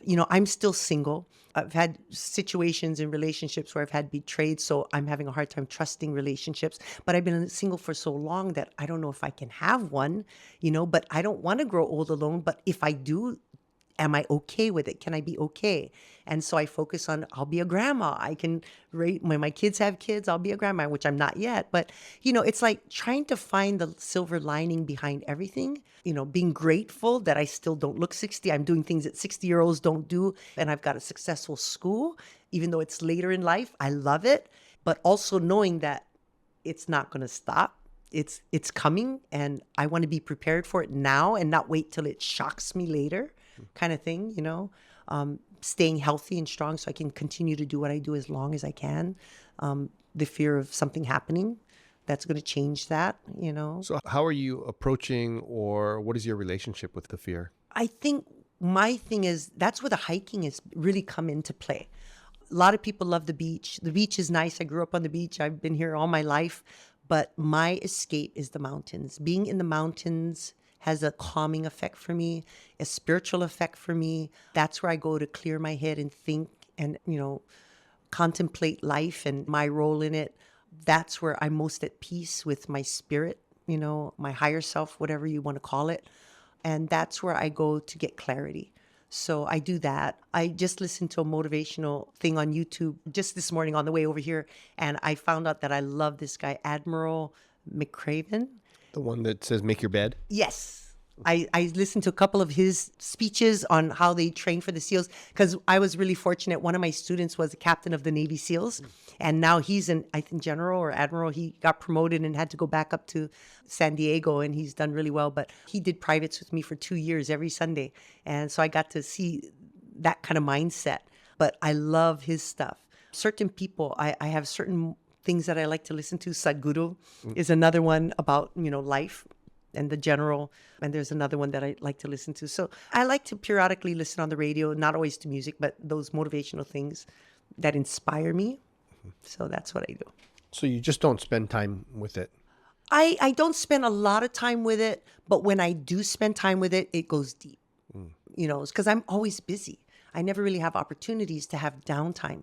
I'm constantly working, constantly busy. Things coming up. Holidays are crazy. Summers are crazy. I got my 10-year anniversary coming up. It's just never ending. So it's when I go to the mountains that I put everything into their box, and I can focus on one box at a time. And so when I'm in that box of thinking about that, that's when I go deep into it and just sit with it like for an hour or so and just absorb and think about it. And I find peace with it. So it's finding that peace within me that it's going to be okay. Yeah. So it sounds like you're kind of the one supporting a lot of people. So who are the ones that support you? Where do you go when you need it?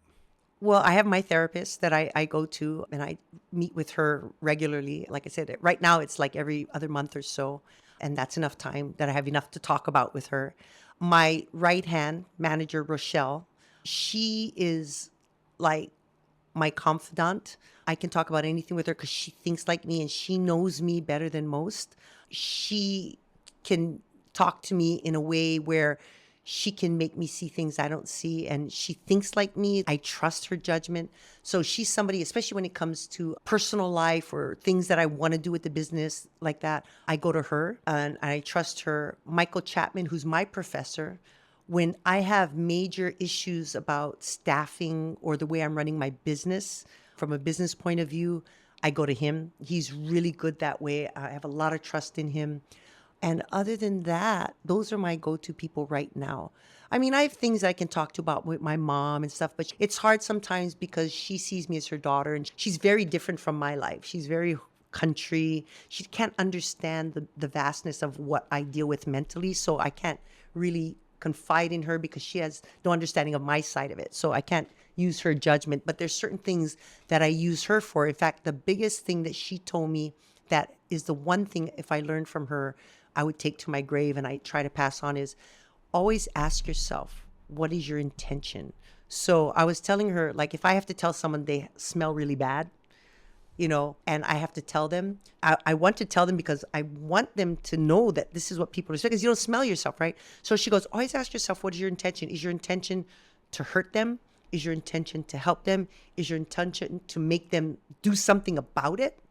Is your intention to make them, you know, to say, help your students and not this person? So once you know what your intention is, you can go in there understanding where you're coming from. So if your intention is good, it's always a good thing. Yes, tell them. But how do you make sure that your intention matches your impact? Because you have to be truthful with yourself. Using that example, I had to tell somebody they smell really bad. I had to. Now I'm getting worried, like, oh, bro. No. Because a lot of smell people bad. I don't know. No. You know, but I had to. So I had to take one of my students, adult males, to the side, and I says, you know, I need to talk to you about something, and I want you to understand. First of all, it has nothing to do with you as a person, because you're awesome. But you know, we all have a body odor and things like that we're not aware of because we're so used to it, right? Somebody could smell me a certain way and I wouldn't know, but I'm telling you this because I want you to be aware so you can do something about it and not have people look at you funny or talk behind your back, because you probably don't even know. But I'm telling you this from my heart. We want you to know that there is a certain body odor. It could be your geese. Maybe the geese aren't washing good in your washing machine, or you're not washing them regularly, or your body, but deodorant or whatever. But I want people to accept you and not be offended to roll with you.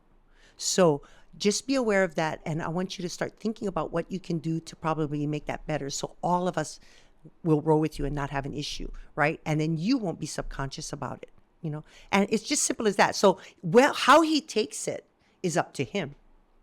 If he takes it wrong, if he gets upset, then that's on him. But I can be guilt-free because I know my intention was good. And then do they know that they smell? Sometimes not. Oh. No.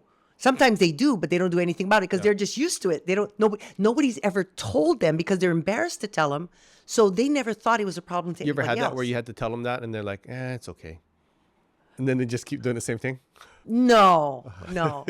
But I remember one of my other instructors went to him and gave him a bag of OxyClean, you know, here, I got some of this, you should try this, you know. So, but the thing is, but the whole point is when you do something, when your intention is good and they take it wrong, that's not your problem. Your intention was good, you can live with it, right?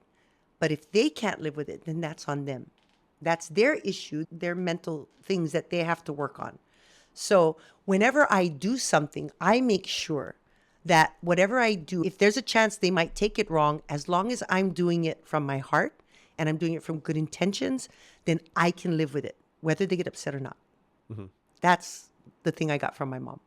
So is there anything that we haven't covered that you think we want to cover? Not really. I just enjoy having a conversation. Like I said, a lot of people don't have the opportunity to actually sit down and do this back and forth. I don't have the time. So it's just a treat to have someone interested in my opinion and to hear feedback on and what people are interested in about with me.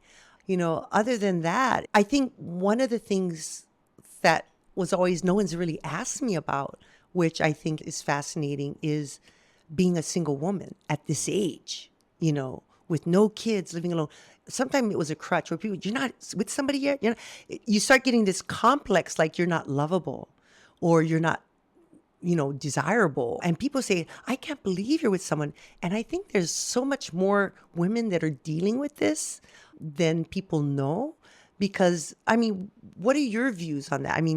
I'm single. I didn't know. Oh, you didn't see? Yeah, Most yeah. people think I'm with someone. Yeah. But I don't talk about my private life outside and stuff like that. But, I get that a lot where sometimes people who know are saying they're either trying to set you up or they're trying to tell you how to get somebody. And they don't just accept you that it's okay to be single. And there's a lot of women out there that are successful. They're desirable. They're smart, but they're single. It's not that they want to be single. I think it's just they haven't met someone that does it for them, that keeps them interested, that makes them feel all the things they want to feel. For me, I get a lot of people are intimidated by me. So I don't want to be with someone who's intimidated by me, because to me, that's a weakness. Like the people who put you on a pedestal, that means I'm looking down on them, right? I don't want to be looking up at anyone either. So I need someone who's not afraid to look eye in eye with me. And that's what I'm having a hard time finding. So I think there's a lot of women that it's not a matter of feeling sorry for us. It's just, we just are busy women. We don't have time to go out and look for someone. That's not us. So we're just hopeful that when the right person comes around, they'll come around, So at this stage then, are you okay with that? Or it's like bothering you or what? Most of the time okay with it. Like I said, I spent most of my life single only because I'm a workaholic. I love to work and I love doing things. I love having projects and having purpose. I thrive on that. The times when I miss it are holidays. Yeah. When there's family functions, I'm usually always the one showing up, without somebody. And, it gets to me, but I'm kind of getting used to it. When friends go out and there's always couples, like I have friends right now that they're two couples that I do a lot of things with, but I'm always the odd man out, but I'm okay with it now. So I think I'm transitioning into the acceptance that it's okay now. I think in the past, it was always trying to be accepting of it. I think maybe I'm finally settling into it. It's all right. It's good, And then if you had it like a magic wand, then what would be the criteria that you're looking for? Like, this is exactly what I want. This situation, this type of person, what would it be? You think about that a lot. And I look back at my past relationships to kind of gauge what that is. I think my last relationship was the closest to what I would want it to be. But I think when I look at every single person I've been involved with in over the years, none of them have hardly anything in common. They're all different. They're ethnically different.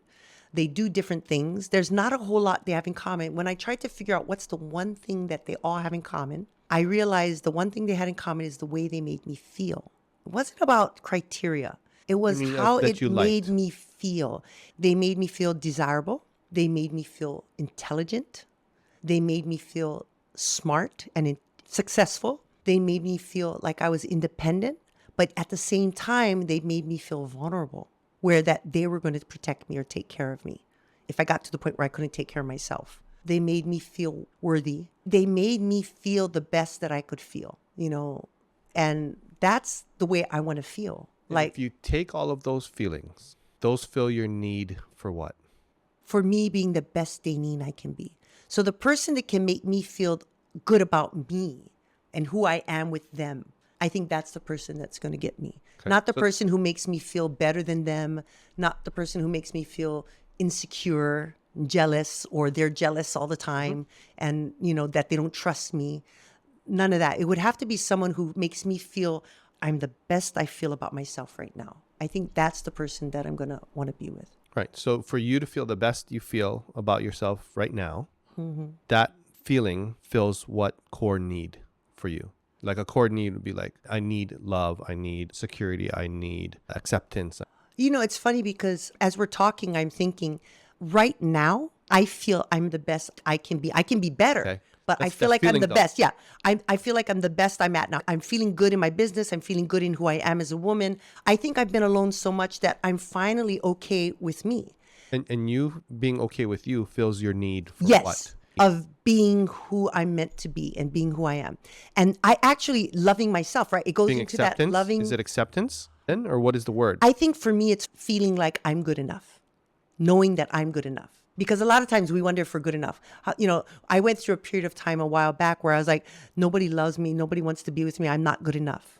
I always felt my dad, I don't want to go into my dad thing, Need but to my be dad valued made then. me grow up feeling I was, no matter how good I did, no matter what I did, I was never good enough. Yeah. It was like, I would do something to please my dad. And it was like, look, Dad, I did this. He was, that's great. Now work on your attitude. That's great. Now work on this. Yeah, That's so it's great. never enough. It's never enough, no Right. matter what I did. I think I'm finally getting to the point where I'm enough, with or without someone, because I'm good with being alone. Feeling the need to be valued. To be valued, to be accepted, to be loved. I feel like I'm at the point where I can do that for myself now. Yes, I want to be with somebody. Yes, but I'm not going to settle. And I think most women who are at my stage, when they're successful and they're confident and they're intelligent, and they won't settle. So without the external partner portion, then what would need to either happen or not happen for you to feel valued? Because we're talking feelings, Yeah, right? right. And needs, just not thoughts. Okay, I got it. My fear is that by the time I find someone, I'm not going to look young and pretty or all of those things. And I'm going to be aging and they're not going to want me anymore. Like, I'm finding that I'm trying to make myself believe that I'm okay being alone and that it's all right. And I'm trying to convince myself of that because I'm anticipating I may be alone. Because by the time I get older and I don't look young and I don't have the body and I don't have this and I'm wrinkling and older, nobody's going to want me at that age. And I'm going to end up being alone and dying alone. So I think that's the deep fear is that when I'm ready to go, nobody's going to be with me. Nobody's going to hold my hand or nobody's going to remember me or love me. And you got your kids and everything, but at this point in my life, my girls are in their 20s, their late 20s or mid 20s, and it's all about them. So I'm sure when they get older and have kids and have a family, they'll embrace thinking more about what I've gone through. So what you just said on that one was your fear is that as you get older and then your body kind of gets older and so on, that it would make you less desirable. That someone so it wouldn't be lowers able to... your chance Yes. of getting somebody. A real deep relationship. Do you hear what that's based on, though? That's based on how you look. Yeah. Because all my life, and this is my issue with men, right? Since I was in high school, everybody wanted me for my looks. Everybody wanted me for, which is why I became an overachiever as well. What also got I your need to attention prove, factor. I need to prove that there's more to me than my looks, Yes. right? And so the middle part of my life, the prime of my life was, I have the looks, but now I'm showing you I got brains too. Okay. So now I got the looks and the brains. But as I get older, I'll have the brains, but the looks are going to go, right? So will someone love me for my brains? The real question is, will it take or not take for you to love you, regardless of somebody else? I think that's the process I'm in now. You know what I mean? Yeah, absolutely. Where Nanakuli Daynin is okay being Nanakuli Daynin. Doesn't matter how you look externally. It doesn't matter that you invented and I things think and so on. living life and where I'm at is actually the process of what I'm going through now is that. Meaning working with the kids, right? When I work with the kids, I make a fool of myself. I'm not worried about what people see. And I'm learning that through my school. The way I talk with the parents, the way I interact, it's like family. I'm not there. Like today, I get to dress up because I never get to do this. I'm always in a gi. I'm always, with my hair in a bun. I'm always in that male energy state. Every once in a while, like today, being on a podcast, I get to go into the female Daynin, the female energy Daynin, and I get to remember being the woman, right? Because I'm so used to being the teacher, the professional, I need to balance it out. But in the process of living, I'm slowly, gradually becoming more in tune with that. And I think it's just time. It doesn't happen overnight. I think in the process of living it and gradually getting older and gradually going through these fears and facing these fears, they develop into the point where eventually it doesn't matter. Because I know how I feel today wasn't how I felt 5 years ago, wasn't how I felt 10 years ago, right? It's not everything. If my health isn't there, and I think we all learned that in COVID, that it's about your health, not your looks. And so health became more of a priority for me. And so it's just staying healthy as long as I can. And I was with my friend Jim Scoggin, he's a doctor, the other night. And he said a lot of people, and this really hit me hard when he told me that, and I remember it. He said a lot of people, as they get older, they start looking for things to be wrong. They say, oh, I'm feeling a little pain over here. I should go get an x-ray, or I should go get, he goes, we're aging. There is going to be a spot there. There is going to be something here. That's part of aging. But if we start looking for it, all we're doing is freaking ourselves out because we are getting older, but we want to find an excuse that it's not us, it's something else, right? And we want to fix it, right? We want to fix the aging process. And so that's, I think, talking with people that are going through the same things and listening to different viewpoints gives us a better understanding of the different ways to approach it as we get older, aging. And at some point, we realize that, wow, this stuff doesn't matter. And, seeing my grandkids running up to me and hugging me and loving me, that's what matters. And I think that's where love comes in, is I don't want to grow old alone without someone loving me for all of me. With that, though, it's like, what does it take for Daynin to love herself? You know what I'm saying? Where you love yourself regardless of who is surrounding you or not surrounding you, or a part that you need to acknowledge. The example I think I would use is that there's a saying that's perception is projection. What we feel inside, we project onto the world, right, in order to try to get an idea of what it's outside of us, and then because it reflects inside. We mirror, we mirror what's inside right? of us. So like right? you inside, you feel, okay, I'm really confident. You see outside stuff to be confident about, right? Kind of like what you're saying. I'm healthy, I'm feeling great. You're looking for reasons to be healthy and feel great, and so on.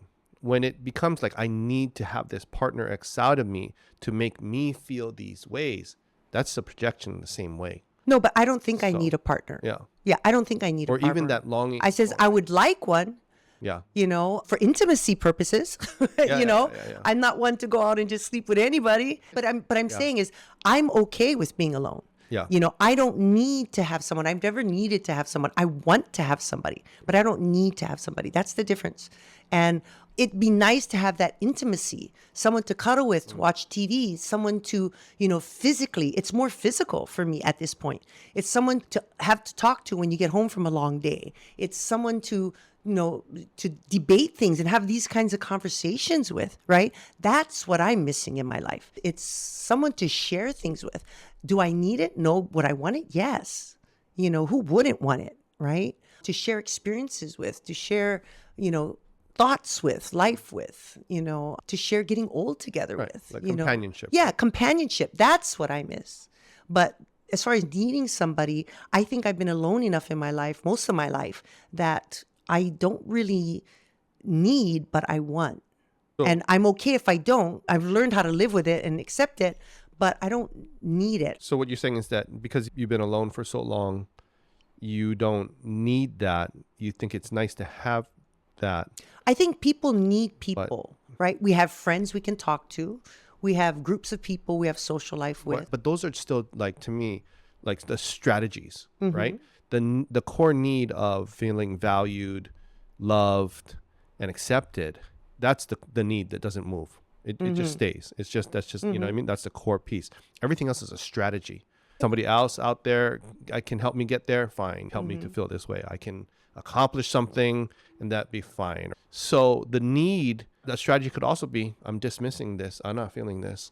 I'm okay with it. I will just go with it. You know what I mean? But the core need is always kind of there. It doesn't move. Yeah, you learn to deal with it. Or you're trying to. Yeah, it's like an experience. You don't ever get rid of that experience. So I think what I'm saying on that is like, what's needed for you to just fill that need yourself without anything external first, and then bring in the other stuff after. I don't know. I mean, you've taken it to a point of so deep that I don't know. Yeah.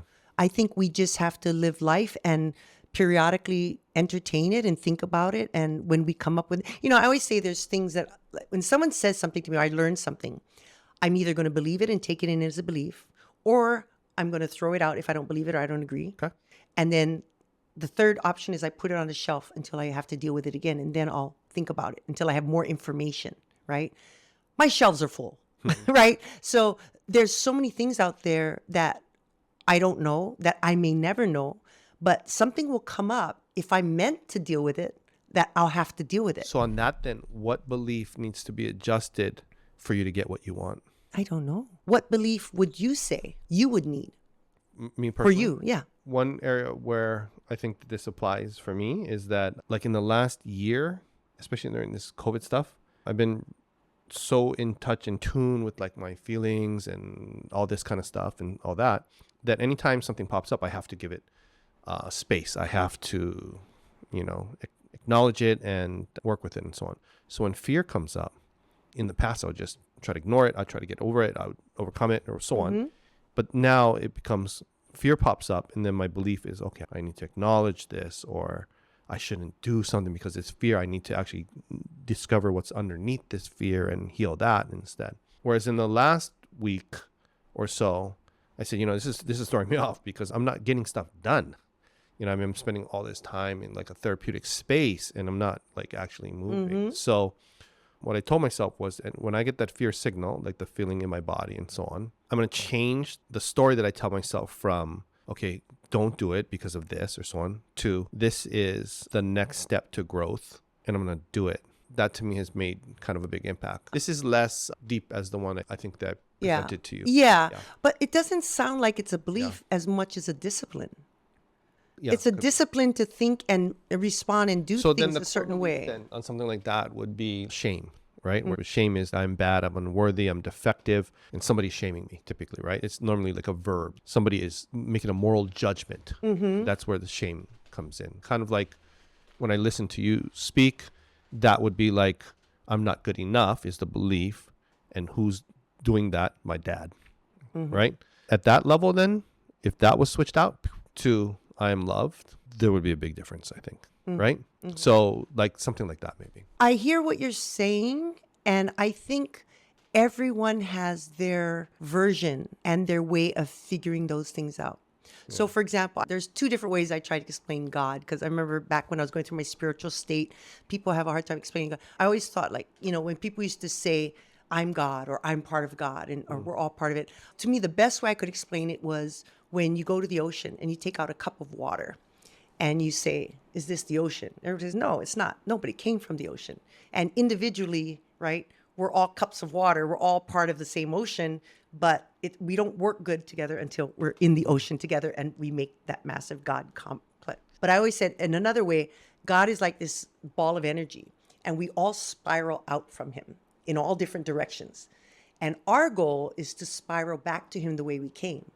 We cannot spiral back the way somebody else came, right? We cannot spiral back. We have our path and we have to work our way back to God, so to speak, right? And not to get religious, but this is just way. But I think a lot of times everybody wants to tell everybody their direction back. Oh, I'm going back this way. You should be going back this way. No, everybody has their own path. Everybody has their own way of viewing things. Everybody has their own way of analyzing their self. Everybody has their own way of interpreting their own life.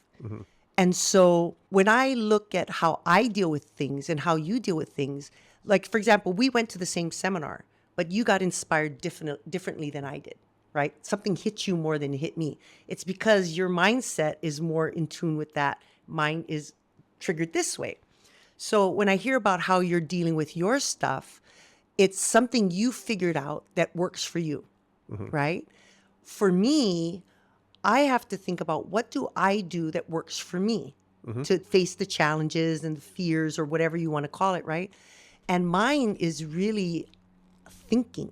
Like I think, I analyze sometimes too much about things, but that's helped me, but it's also hindered me, right? How does it help me? It helps me in my business to analyze, think about all the options, things that can happen, all the things that possibly could go wrong. I'm a preventative person. How it's hindered me is in relationships. I analyze too much rather than letting things develop. I foresee the future rather than, and then cutting it off because this is where it's going. And that's hindered me. So my whole thing is learning how to control my thoughts. on how I think about things and how I analyze things, how I'm going to accept things, how I'm not going to accept things. And that changes from day to day. The maturity comes with going through it. So what I'm going to go through now till the end of the year will contribute to how my maturity is developed and make me look at things in the next year, how I've developed. I don't think there's any one thing, because how I think now and how I think 2 years from now are going to be different. So I can't say what I'm doing now is going to make 2 years from now. What I'm doing now is going to contribute to how I think in the future. Everybody is going to respond to something different and what works for them. And so part of life is going through the process of growing and developing. And it's constantly growing. I mean, it doesn't ever stop until the day we die, and we all grow differently because of our experiences and the way we've handled past issues or situations or challenges. And so what might work for you may not work for me, right? I was interested how you said, because you get to a point where you get in too much therapy. And I think that happens to a lot of people. There's all these people that get into spirituality and therapy, and then they get so much into it, they forget to live this life. You know, people want to learn about their past lives. But why? How's it going to help this life? If it can help this life, great. But they forget to live this life. And I'm into living this life. You know, if you can tell me something about the past that would encourage me, that tells me something that could help me deal with and understand why I'm doing this in this life, great. But if it has nothing to do with this life, it's not of use to me, right? So I think a lot of people, when they're lonely or depressed or disheartened, they're going to find something to focus on that makes them feel better, you know. So there's certain people like us that go inward, and there's certain people that go outward to fix things. So who am I to say them going outward is not the right thing to do? That may be what you need. I contemplate all the time. Sometimes I don't know how to shut it off. And that's my biggest challenge. How do I shut this off? Sometimes I can't sleep because I got too much going on in there, right? And I think, you see, you've even made me go to that space to really bring it down to where it is, you know. Now my head is chaos, right? Thank you. Thank you. You know, now I got to go back to work and go back to working with that kids. Way. I was like, oh, we're getting to it then. Oh my gosh. No, but that's what I'm saying. I love depth, Yeah. but when we go deep, you're going to start waking me up. Like you said, I wake up to the stuff that I haven't dealt with for a long time. And I deal with it when I have to think about it. You know, and my life is so busy, I don't have those opportunities very much to go deep. Like I can think on everything on a start, fix all the problems, deal with this. This is coming up. I should have brought that up earlier. Yeah, exactly. Give us a little bit more time in today's conversation. Yeah, and Otherwise, then not I at the go end. into the deep stuff, right? So yeah. Well, it sounds like you surround yourself with a lot of people that care about you. So To a degree, yes. I have a very small circle. I have my school, which my kids, they're like my family. I love my family. That's where I get my love. When I go there, I constantly feel loved and appreciated and valued and missed. I get all my love there because my girls are in the mainland. I don't always get that love from them. They're living their lives. They're growing up. They're at that stage. But my school is where I get my love, which is why my school is my home. That's my priority. That's my relationship right now, right? My girls, I get the mothering. I mean, they're in relationships right now, so they're kind of living their lives, but I get to be there as their mom and watch them go through their things. And I'm kind of patiently waiting for them to get to the point where they need me. Right now, they don't really need me, right? My kids, my students need me, but my girls, they're both successful. They're doing good. They're living their lives. So I'm there for them to like vent and tell what's going on in their lives. And they don't need me yet. They'll need me when they have kids and so forth. So I'm good with that. I can focus on my life and, you know, my things that are going on over here. I just recently developed a good group of friends that I do things with every Tuesday. And they're my social life because I've been a workaholic. And I finally have a group of friends where I don't have to talk about jiu-jitsu. So I have that small group of friends. Other than that, and my family, which I get together when there's family events. But other than that, all the rest of my time is alone. And I like that. I like alone time. I like peace and quiet. I like not having to entertain or have a conversation.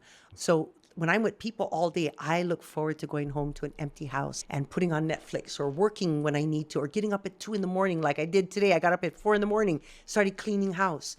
I like that freedom of doing that. So do I have a lot of people around me? No, but the ones I have around me are very important and they make me okay with being, they make me feel loved and appreciated for me. And I feel good when I'm with them. And to me, that's all I need right now, you know, so I'm good. So I appreciate that. And I appreciate you coming in and talking with me today and connecting. I appreciate you for all of the Thank you so coaching much. and support you've done for our family and our kids, I and for appreciate everything that you're yeah. doing for everybody else. Thank you so much. It was an honor, and I'm just really blessed to have friends like you guys. And even though we don't see each other all the time, you're always thinking of me and reminding me that I'm still in your hearts, and I appreciate that. So thank you very much. Yeah, that's for sure. If you resonate with Greater Good Radio, please join our community at www.greatergoodradio.com, where you can get access to exclusive content and offerings. Hope to see you soon.